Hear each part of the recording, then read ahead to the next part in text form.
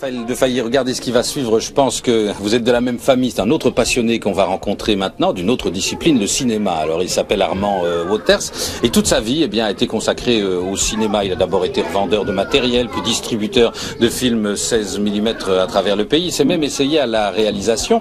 Et aujourd'hui, dans sa seconde résidence ardennaise, à Grupont, en province de Luxembourg, entre Rochefort et Saint-Hubert, ce bruxellois Bontin a installé un petit musée consacré au 7e art que Patrick François vous invite à visiter.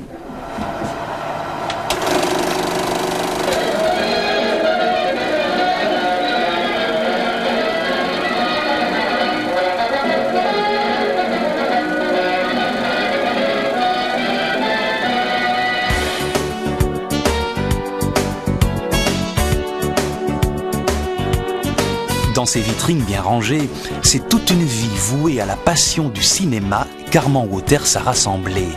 C'est aussi l'histoire d'un petit garçon de 8 ans qui est maintenant grand-père, mais qui garde l'émerveillement de son enfance pour tout ce qui a pour nom lanterne magique, cinémascope ou Super 8.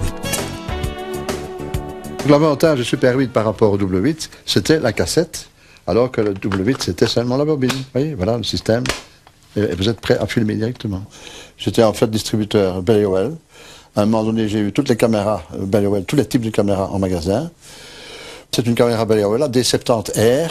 C'est une caméra qui était utilisée par les reporters, notamment les reporters de guerre, par ceux qui se trouvaient en première ligne, même dans les attaques.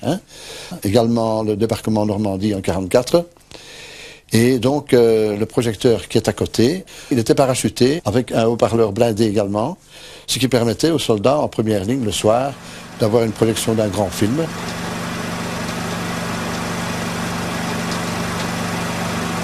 Moi-même, j'ai fait des films. J'ai fait mon premier film en format 9,5 en 1945, juste après la guerre, à Paris. Et puis des films, il y en a eu quelques autres, tournés pour le plaisir d'entendre ronronner la caméra ou de vanter les beautés de sa région. Ah ouais, c'est un peu comme nous, ça.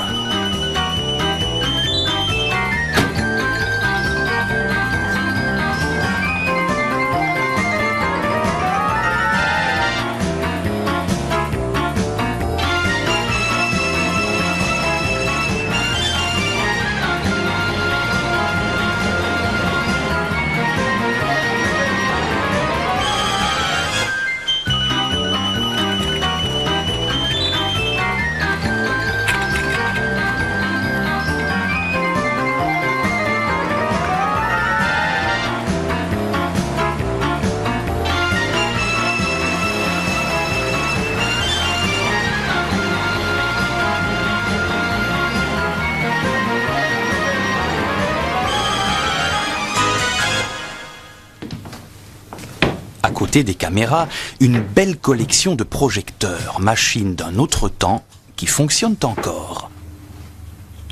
C'est un projecteur de brise 16 mm français. Et alors ici, la particularité, c'est un projecteur avec une pompe à huile, comme dans un moteur de voiture. Donc vous avez une circulation d'huile. C'est pratiquement un matériel inusable et qui a été surtout entre les années 50-60, principalement utilisé dans les écoles, dans le patronat, les maisons de jeunes, etc. Voilà, le projecteur, vous voyez ici, c'est un projecteur Payard, fabrication suisse. C'est un projecteur assez rare, il permet de passer 3 formats de films, c'est un projecteur trifilm. Donc vous avez ici le 16, double perforation muet, le 9,5 avec perforation centrale, et également le 8 mm, qui est donc le 16 coupé en deux, si vous voulez, avec les perforations latérales. Alors ici, vous avez, ce sont tous les accessoires pour permettre à ce projecteur, un seul projecteur, de pouvoir vous projeter 3 formats de films différents. Réalisateur, revendeur, notre passionné a touché à tout. Il a même été distributeur de films.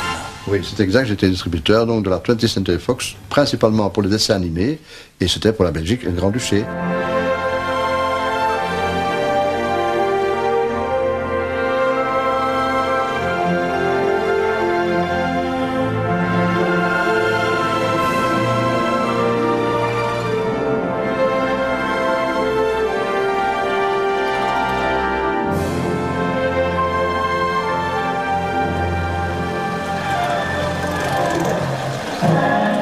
En Floride, les chasseurs de requins ont une méthode à eux pour capturer vivants les mangeurs d'hommes qui prendront place dans un musée de la marine. Maintenant au même niveau l'eau de leur bateau et celle de la mer, les chasseurs font arriver les requins droit dans le piège. Pasquale est appelé requin-marteau pour des raisons évidentes. J'avais à peu près 8 ans, c'était en 1936. Eh bien, dans un petit magasin, j'ai été acheter ce que vous voyez ici, donc 4 mètres de film. C'était du 35 mm unicolore, muet, monoperforation, et ça se vendait 25 centimes le mètre, donc il y en a pour 1 franc. Ici, c'est une petite dame qui regarde par sa fenêtre, et puis elle redescend son volet, et puis un petit soldat qui passe. C'est tout, mais c'est ça formidable. Ah oui, c'est ça formidable. Si vous voulez rencontrer ce petit garçon de 8 ans qui a pourtant bien grandi, prenez rendez-vous. Armand Wauters ne sera que trop heureux de vous faire découvrir son monde en Technicolor.